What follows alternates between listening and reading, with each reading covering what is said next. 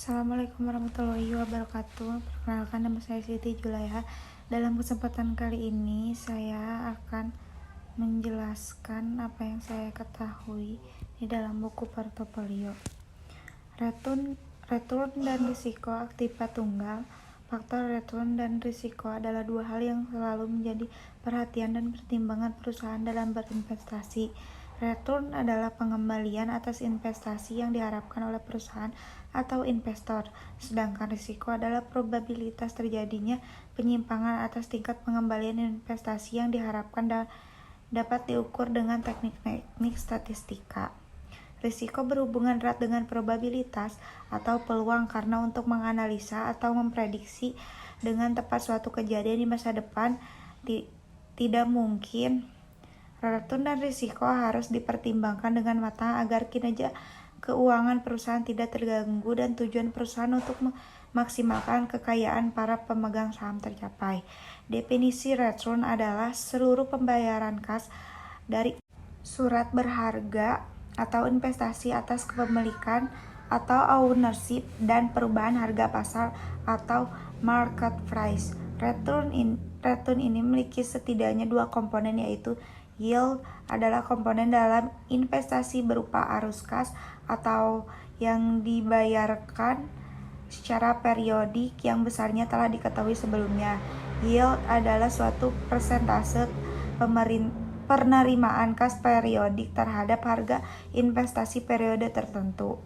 Yang kedua, capital gain atau loss adalah selisih dari nilai atau harga investasi saat ini relatif terhadap nilai atau harga investasi pada periode sebelumnya. Return terdiri dari dua jenis, yaitu realized return atau return yang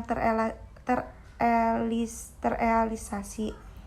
Realized return atau return yang terrealisasi adalah return yang telah terjadi dan berhasil diraih. Konsep realized return sering kali digunakan secara bebas untuk menunjukkan pada konsep expect return. Bagi sebagian pihak menyatakan bahwa realized return dan expect return adalah hal yang sama, sedangkan pihak lain menyatakan keduanya adalah hal yang berbeda dari asal kata. Kedua istilah sebenarnya mengacu pada hal yang sama sekali berbeda. Realized bermakna sesuatu yang telah terjadi, sedangkan expect adalah sesuatu yang diharapkan akan terjadi. Realized return sering juga disebut actual return atau real return, di mana nilainya dihitung berdasarkan data historis atau lampau. Realized return dapat diukur dengan cara berikut. Yang pertama, total return. Yang kedua, relative return. Yang ketiga, cumulative return. Yang keempat, adjusted return. Yang kedua, expect return atau return yang diharapkan. Expect return atau return yang diharapkan atau return ekspektasian adalah suatu tingkat return yang diharapkan akan diperoleh oleh investor atas investasi yang dilakukannya dengan memperhitungkan faktor risiko dengan menggunakan probabilitas. Definisi risiko dan penilaiannya. Definisi risiko menurut Kamus Besar Bahasa Indonesia atau KBBI adalah akibat yang kurang menyenangkan atau merugikan, membahayakan dari suatu perbuatan atau tindakan. Risiko bisa dimaknai sebagai kemungkinan sesuatu yang tidak menyenangkan, merugikan, atau berbahaya akan terjadi. Menurut Brigham dan Houston pada 2003, risiko atas sebuah aset dapat diukur melalui dua cara, yaitu dengan cara terpisah atau stand-alone atau dengan cara menggabungkan dalam suatu portofolio.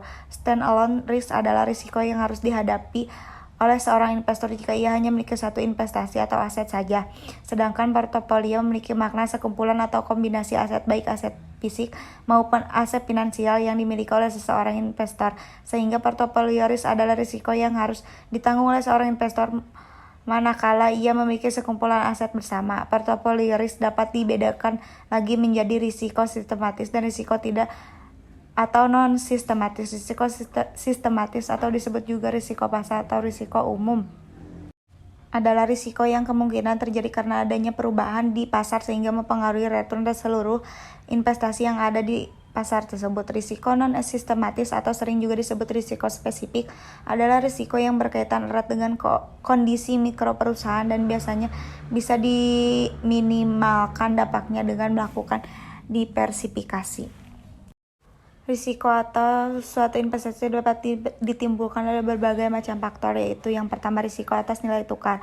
Risiko atas nilai tukar terjadi karena ada perubahan nilai tukar valuta asing sehingga tidak sesuai dengan harapan awal. Contohnya, seorang investor ingin menanamkan modalnya dalam mengharuskan ia menukarkan modalnya dari rupiah menjadi investasi yang US dollar. Lalu tiba-tiba misalnya karena faktor politik rupiah melemah atau terdepresiasi, maka investor harus mengeluarkan modal rupiah lebih banyak untuk mendapatkan investasi yang diinginkan ketimbang ketika nilai rupiah normal. Yang kedua, risiko likuiditas. Risiko likuiditas adalah risiko yang terjadi ketika suatu perusahaan atau individu tidak dapat memenuhi segala kewajiban keluarganya dalam jangka pendek. Risiko likuiditas terjadi karena perusahaan atau individu tidak mampu mengubah aset atau aktiva menjadi uang atau setaranya yang bersifat lebih likuid.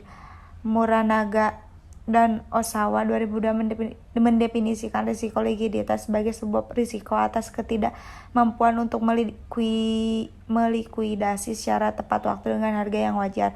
Peraturan Bank Indonesia Nomor 11/25/2009 memberikan pengertian mengenai risiko likuiditas sebagai risiko bank akibat ketidakmampuan bank memenuhi kewajiban bank yang telah jatuh tempo dari pendanaan arus kas dan atau aset yang likuid tanpa mengganggu aktivitas bank sehari-hari.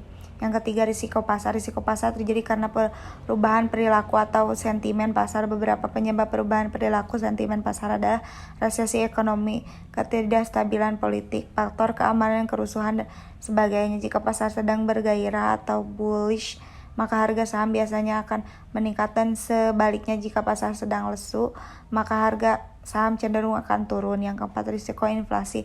Risiko inflasi atau sering juga disebut risiko daya beli adalah risiko yang terjadi manakala inflasi bergerak naik sehingga investor biasanya menuntut tambahan premium untuk mengkompensasi penurunan daya beli. Menurut Ebert dan Griffin 2009, inflasi adalah kondisi di mana jumlah barang yang beredar lebih sedikit daripada jumlah permintaan sehingga mengakibatkan terjadinya kenaikan harga secara meluas dalam perekonomian. Yang kelima, risiko suku bunga. Risiko suku bunga adalah risiko yang timbul sebagai akibat adanya perubahan tingkat suku bunga sehingga mempengaruhi pendapatan atau return dari investasi. Yang keenam, risiko bisnis. Risiko bisnis adalah risiko yang timbul dalam operasional perusahaan yang dapat mempengaruhi kemampuan perusahaan memperoleh laba sehingga pada akhirnya mengurangi dividen dan bunga yang dibayarkan oleh perusahaan. Yang ketujuh, risiko karena faktor negara. Risiko karena faktor negara atau kadang disebut juga risiko politik adalah risiko yang diakibatkan kondisi politik dalam negeri atau suatu negara yang biasanya terkait perubahan undang-undang atau aturan hukum sehingga timbul ketidakpastian dalam berinvestasi atau melakukan bisnis. Risiko atas investasi adalah nilai kemungkinan atau probabilitas dari investasi tersebut untuk menghasilkan return yang diharapkan. Mungkin hanya itu yang bisa saya sampaikan. Mohon maaf atas segala kekurangannya. Wassalamualaikum warahmatullahi wabarakatuh.